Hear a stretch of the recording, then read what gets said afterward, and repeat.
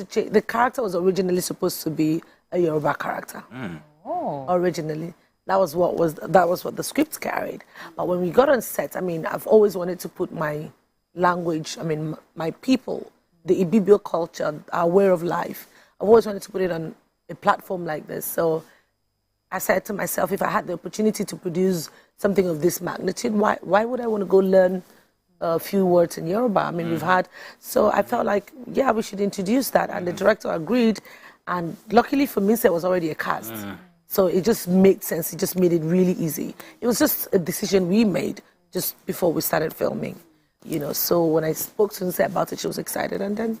So certain projects, because of your experience, your personal experience, when you went to one of such shanty towns, there's usually that empathy of, okay, maybe we should earmark a percentage of the proceeds to help some of these people. Apart from that, trying to see if you can rehabilitate some of them. Are there plans in the works for that? I already do something my NGO does, where we try to empower women, you know, in small businesses and tech and just, you know, sort of. So I also work with some networks who do all those rehabilitations, like what we do at TPH. I don't know if you know about that.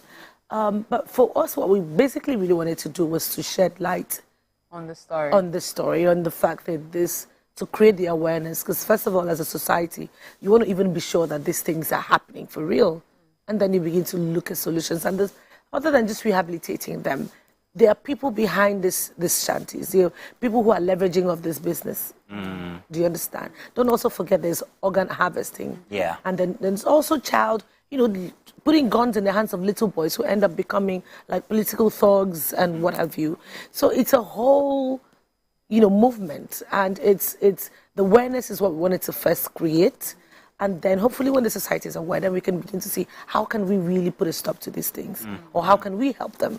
Because like you said, the rehabilitation is very necessary. After rehabilitation, they need to be able to have a life after that. Because otherwise, it's easy to fall back or easy to get back into those kind of traps. Now, regarding the casting now, first off, it's perfect. Chidi Mokeme, oh my God. Yes. That was, I mean, you couldn't have picked a better person to actually act that role. I hadn't seen him in a long while, but that is a comeback, and they should study that in faculties across the world. I tell you. Because it was fantastic. It was great. I take entirely the entire credit for the casting. Oh, wow. I take it because that was fantastic. me alone. Richard Mufedam, just Shafi, everybody was just really Chidi's character was almost like we couldn't find the person and we just kept looking. There was a particular thing I was looking for in that character, and I ran into Chidi some time ago in Abuja, and I just said, it just registered. It just came to me that was Scar. That was Scar. And then it was hard to tell it to my partner because she was like, why Chidi? Even the other members of the cast were like, he's been off for a bit. I'm like, I saw it. He managed to actually make it a very believable character. First off, he played a character that was Igbo that could speak Yoruba. Yeah. And it worked so well because at first I was like, he's an Igbo guy. How can he be this character in a town like Shantytown where you'd expect, It was actually Yoruba in the story. Yes, but he spoke Igbo as well. He speaks Igbo, he speaks Hausa. Oh, and wow. he speaks Yoruba. Fantastic. He's a pimp, so he's so he has to be able to move so yeah, he spoke the 3 languages. This particular story, the entire series, is something that I can tell is passionate to you. And I just wonder, is there any part of it that you find relatable? I mean, we live in the country. You know what we're dealing with as a country, as a people. I've had to deal with a lot of young people, so I kind of get it. It seems like there's a certain part of the society that is getting deep into these things. So it's not like it's personally relatable to me as a person, but I can relate to it because I have interacted with these people. And I have happened to be in a place where I can see some of them when they go through the rehabilitation, what they come off looking like. So I feel like it is sort of our responsibility as storytellers to be able to tell stories like this and not being afraid of how the society will receive it, because these are real issues. And like I just mentioned, the little children, the little boys, those rat boys in the film, you saw them. Those boys are trained on how to carry guns at a very early age. And we're talking about a country that we are wrapped up in insecurity and all of that. And this is how these things this is how they birth them. And talking about how they birthed them, one of the things that seems to have been birthed in the industry these days, which everyone was talking about, especially regarding the trailer for the movie, is nudity in movies.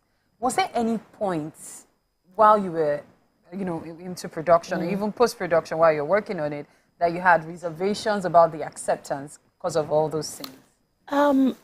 Of course. I mean, naturally, you'll be worried. Like, like, are we doing too much? How far can we go? We did try to keep it quite at a reasonable, place, because obviously it's for TV, but then it's rated 18. But, the rave about the nudity thing, I don't think it's like a trend in the industry. I think that when you're telling a story like Shanty Town, you cannot really avoid those things, and things that you cannot avoid, because, I mean, that's the story you're telling. It's gritty, I know it can be offensive, but if we have to tell the story. It's real life. It's real life, Yeah. And before the conversation came on air, I remember you were asking her about backstories of Shantytown. Are you going to have more series riding off this? Especially with the way it ended, because it seems like there's plenty more coming. I'm thinking so too, but You're thinking so? She doesn't seem to be thinking.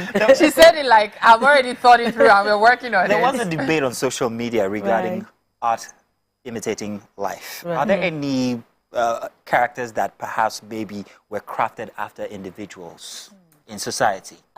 Really and truly, not really. Not really like anybody was mirrored into any creating of any character, but things just fit up and things just look like what they are. It's not like the scriptwriter had sat down and said, okay, let's mirror this person now. But, because it's a real life story, it's we'll find something similarity. You understand that, Wow. Now, in the fight scenes. Was that you? The fight That was scenes. me. Okay, so what I want to know about the fight scenes, how did you guys put that together?